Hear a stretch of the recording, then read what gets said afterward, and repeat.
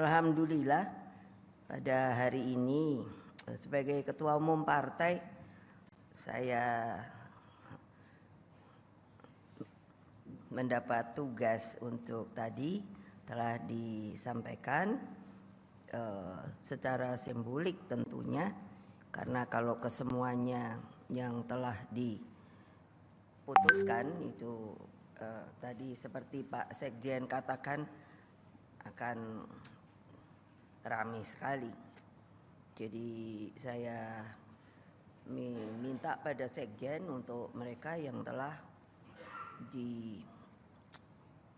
ditugasi. Jadi tadi sengaja saya kasih lihat supaya percaya memang namanya ada. Jadi tidak istilahnya kertas kosong. Nah mungkin tadi bertanya kan waktu dari Aceh, saya bilang pada beliau, Aceh, saya bilang berani apa enggak? Katanya berani. Nah kalau gitu, jadi penugasan itu juga dari saya loh Pak. Nah PDI Perjuangan itu partai yang sangat ideologis dan cinta kepada bangsa dan negara. Jadi siapa yang mau ikut PDI Perjuangan dengan penugasannya masing-masing. Jadi tadi sama beliau saya minta tolong Aceh itu bersatu ya. Karena apapun juga dari sisi Bung Karno dan para pendiri bangsa. Nah ini saya suruh Pak Sekjen merubah sedikit. Jadi ini supaya ingat semua. Ini bayangkan peta Indonesia ini sebegini besarnya. Dan kalau pernah saya katakan kalau dengan lautannya itu kira-kira hampir sama dengan Amerika. Bayangkan negara kita nih kayak begini loh. Lalu kalian sebagai bangsanya itu, makanya saya suruh bikin kalau tidak ada pengibaran bendera itu wartawan supaya tahu, itu saya suruh menyanyikan lagu 3 stansa. Itulah bunyi Indonesia Raya kita. Nah kalau dengan menaikkan bendera nanti itu hanya 1 stansa. Nah sehingga dengan demikian, dengan tidak dipaksakan, mereka yang masuk PDI Perjuangan itulah isi dan intinya adalah mempertaruhkan jiwa raga untuk bangsa dan negara. Nah ini saya cari, saya senang sekali mencari kata-kata mutiara. Jadi ini bisa dicari di mana saja. Tapi bayangkan mereka selalu juga orang-orang besar, lalu sampai Nabi Muhammad sendiri itu banyak saya mencari kata-kata bijak yang isinya mengenai kebenaran. Karena seperti di atas ini kan sudah tertulis Satyam Eva Jayate. Karena menurut saya manusia tanpa panduan kebenaran menurut saya gampang goyah. Jadi ini saya tulis begini, ini disebut nama-namanya tanggal 14 Agustus. Jadi saya bilang sama Pak Hasto, saya sering berdialog sama Sekjen karena beliau Sekjen, untuk mengingatkan bahwa kita ini bangsa yang bukannya bangsa tempe.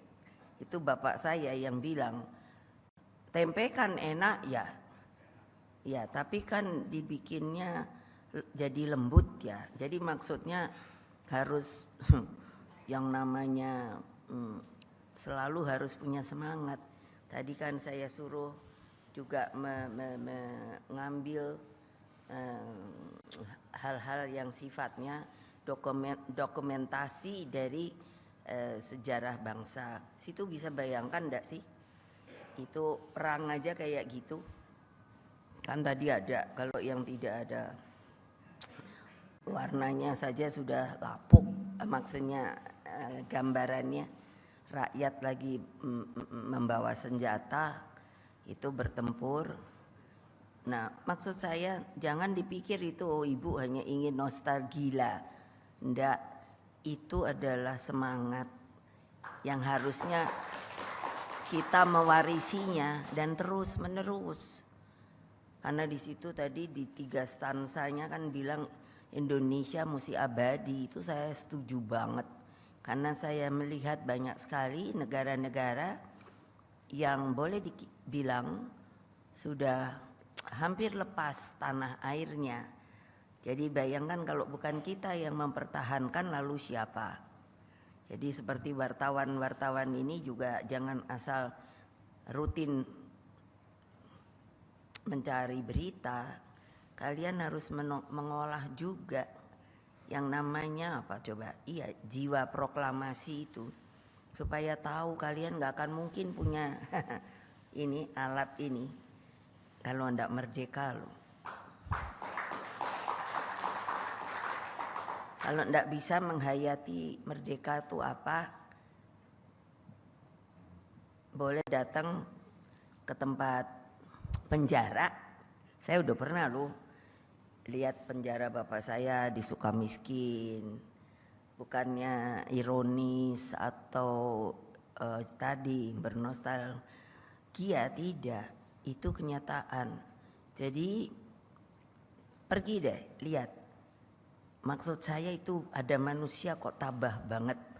Jadi maaf ya, untuk hajatnya itu namanya pispot. Kalau orang Belanda bilang pispot, saya kurang tahu, kayak kaleng gitu. Coba bayangkan kalian manusia apa bukan ya, dan itu terus menerus loh. Jadi di situ, dan yang saya tanya pada bapak saya itu, jadi kalau bapak nulis kan beliau senang menulis, di mana nggak ada meja, hanya satu dipan, lalu itu. Istri beliau Ibu Inggit disuruh mencari kayak apa sih, belabak tuh tatakan, tahu. Jadi itu pispot, bentuknya bundar gini, lebih besar begitu. Nah lalu ditaruhlah itu tatakan. Jadi sambil duduk aja, disitulah beliau menulis. Apakah itu namanya peri kemanusiaan? Ayo Pak Ahok, mau kalian begitu lagi? Ayo, mau kalian begitu lagi? Wartawan mau kalian begitu lagi? Nah, kan lemes tau wartawan. Karena sudah wartawan saya lihat tidak seperti wartawan senior zaman dulu. Saya sangat tahu banget, kayak kalau Kompas, Pak Yaakob Utama dan lain sebagainya itu. Wah. Kalau saya lihat kalian, jangan sampai saya bilang gini loh. Betul loh, saya kan waktu di mana ya, di penyerahan duplikat bendera pusaka. Ketika saya lihat semuanya yang gubernur, PJ itu, terus saya bilang sama gubernur Jogja, bisik-bisik, saya bilang gini, rupanya mungkin tinggal kita berdua loh Mas, warisan yang namanya dari para pendiri bangsa. Loh iya loh. Lah saya lihat ini aja sekarang, cobain. Makanya ya kenapa kayak enggak fighting spiritnya itu loh Pak Zakir. Fighting spirit itu memang mesti ada gitu, tapi ada cara dua, memecah belah atau menyatukan. Nah, Bapak mau milih yang mana gitu loh. Betul loh. Bapak saya mengajarkan selalu seperti apa. Karena kenapa sih banyak yang menanyakan begini, kenapa sih Bung Karno capek-capek merebut Irian Barat. Nah, saya nanya, bapak saya mengatakan karena itu